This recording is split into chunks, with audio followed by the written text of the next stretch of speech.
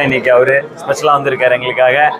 And வந்திருக்கிற அனைவருக்கும் நன்றி நன்றி நன்றி.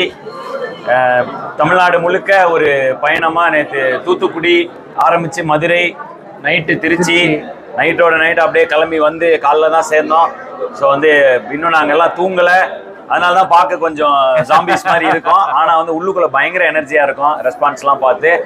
அண்டு என்னுடைய சொந்த ஊரான கோவையில் இன்னைக்கு இறங்கி இருப்பது எனக்கு பெரும் மகிழ்ச்சியை அளிக்கிறது.